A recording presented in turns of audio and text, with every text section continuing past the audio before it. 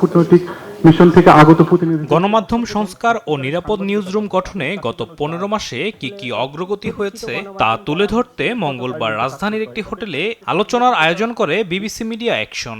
অংশ নেন সরকারের নীতি নির্ধারক, বিদেশি কূটনৈতিক এবং গণমাধ্যম ব্যক্তিত্বরা। ইচ্ছা হলো আমি একটা পত্রিকা বের করে ফেললাম, ইচ্ছা হলো আমি একটা টেলিভিশন চ্যানেল বের করে ফেললাম, তৈরি করে ফেললাম। এই প্রতিযোগিতা তো চলছে বাংলাদেশে, এবং কারা করছেন? এরা কালো টাকার মালিকরা। গণমাধ্যমে মব হয়েছে, গণমাধ্যম দখল হয়েছে, গণমাধ্যম থেকে জোর করে লোকজনকে বের করে দেওয়া হয়েছে, চাকরি গেছে, হয়েছে তো ঘটনাগুলো, কিন্তু সরকার বলেছে যে আমরা এগুলোর সাথে জড়িত না।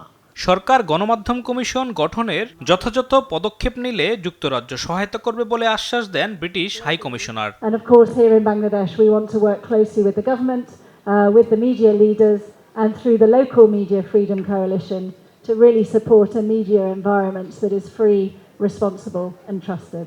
অনুষ্ঠানে প্রধানমন্ত্রীর উপদেষ্টা বলেন, মত প্রকাশে বাধা সৃষ্টি হয় এমন কিছু করবে না সরকার। সরকারটা গণতান্ত্রিকভাবে নির্বাচিত হয়েছে এবং আবারও নির্বাচিত হতে চায়, খুব হুইচ ইজ ভেরি ইম্পর্টেন্ট, যে তার যদি চিন্তা থাকে সে আবারও জনগণের সামনে 5 বছর পর ভোট করে নির্বাচিত হবে, সে আসলে এই ধরনের জিনিসের বিরুদ্ধে যাবে না। রাদার সেই সরকার যদি স্মার্ট হয়, গণতান্ত্রিক সরকার একটা স্বাধীন গণমাধ্যম চায়, রেসপন্সিবল ক্রেডিবল গণমাধ্যম চায়, তার সাথেই সে ইন্টারঅ্যাক্ট করতে চায় এবং তার সাথে সংঘাতে যেতে চায় না। সবসময় যে সব ভালো লাগবে তা কিন্তু না। তথ্যমন্ত্রী বলেন, গণমাধ্যম কমিশন গঠনের লক্ষ্যে আগে একটি পরামর্শক কমিটি করা হবে। তথ্য কমিশন সংক্রান্ত এ পর্যন্ত যত ধরনের কাজ করা হয়েছে সেগুলিকেই আমরা প্রথমে সবাই আমাদের ভবিষ্যৎ কর্মের গুরুত্বপূর্ণ উপাদান হিসাবে বিবেচনা করছি।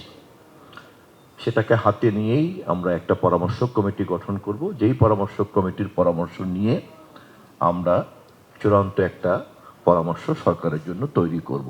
আলিমুজ্জামান সাফওয়ান, দেশ টিভি, ঢাকা। থেকে আগত প্রতিনিধিদেরকে অসংখ্য